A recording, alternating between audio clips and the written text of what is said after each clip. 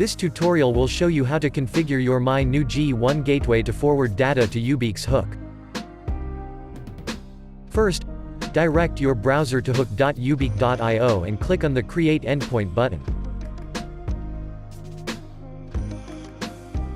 Now, power on your G1 by connecting it to your laptop or PC with a USB-A cable. After the device has booted, check your list of available Wi-Fi networks for a hotspot called GW. If the GW network does not appear, press the Reset button on the back of your gateway for 2 or more seconds. Connect to the gateway's Wi-Fi. No password is required for this. After connecting to the gateway's Wi-Fi, direct your browser to 192.168.99.1 to access Minew's configuration interface.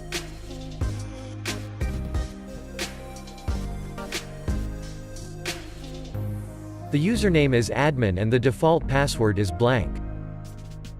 You will be asked to set a password. Please fill up the field and click OK. Now, navigate to Network and check the repeater option. Then, in the drop-down menu for WLAN setting way, select Scannable Wi-Fi with SSID. In the drop-down for available SSIDs, pick your usual Wi-Fi network and enter your Wi-Fi password in the following field. In the Mode drop-down, verify DHCP is selected, then click Connect. You will be asked to confirm for a reboot so the changes come into effect. After a short delay, your G1 gateway is connected to Wi-Fi. Now, navigate to Service menu and in the Service Access drop-down, select HTTP. Then, select an upload interval.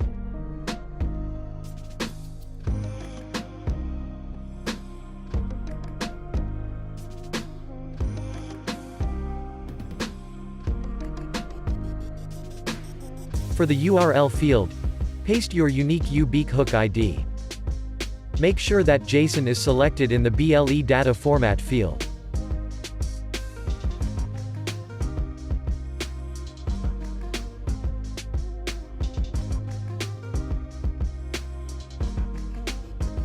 For the filter duplicate data option, select Yes.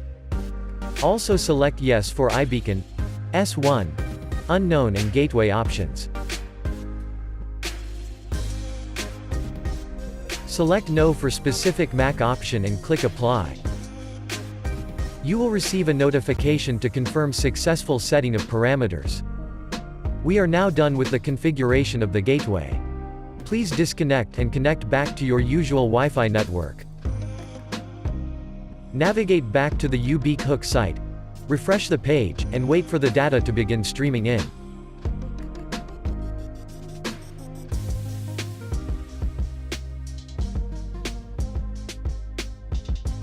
Expand each post by clicking on it in the left panel of the page.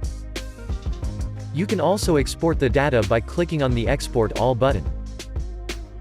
Thank you for watching.